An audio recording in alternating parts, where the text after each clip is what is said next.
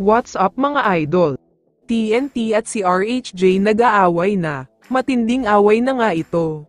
Pero bago mo sana ipagpatuloy ang panonood mo, ay huwag mong kalimutan na mag-subscribe bilang suporta sa aking YouTube channel. Maraming salamat idol.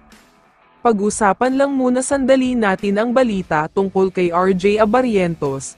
Napag-alitan at napahiya kasi siya ng husto dahil sa ginawa ni Coach Tim, matapos siyang pag-alitan nito dahil sa desisyon niyang tumira ng 4 points. Ito yung part na naghahabol sila sa final minutes ng laban, pero imbes na gamitin niya ang screen ni Justin Brownlee, nag-decide siyang tumira ng 4 points, bagay na ikinagalit ng husto ni Coach Tim kaya inilabas siya agad. Pero ayon naman kay Scottie Thompson, kinausap daw niya ng sobra si RJ dahil tila nawala daw ang kumpiyansa nito. Bilang kuya daw ng team ay kailangan niyang bigyan ng words of motivation ang kanilang rookie. Pero ayon naman kay RJ, kasalanan daw talaga niya ang nangyari at hindi daw maganda ang desisyon niya.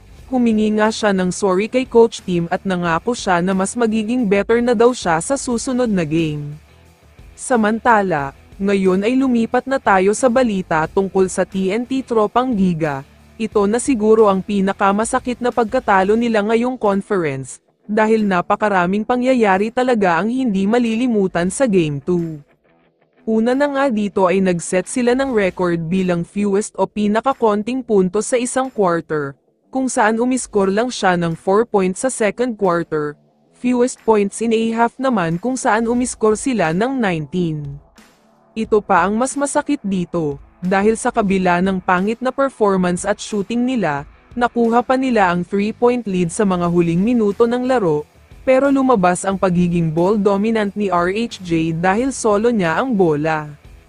Nawala nga ang chance nila na makuha ang 2-0 series lead sa finals, dahil sa dalawang crucial turnovers ni RHJ, tila nagtakaw siya ng bola at siya talaga ang pinakadahilan kung bakit sila natalo sa Game 2.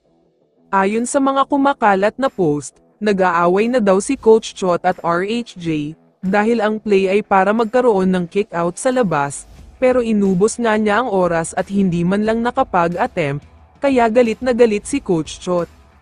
Uulitin ko lang na ito ay kumakalat lamang sa social media, pero kung sakaling totoo man ito ay malaking problema ito para sa TNT dahil apektado ang chemistry nila. Kaya tignan natin sa Game 3 kung anong klaseng performance ang ipapakita nila. Kaya naman kung ikaw ang tatanungin idol, ano ang masasabi mo kay RHJ?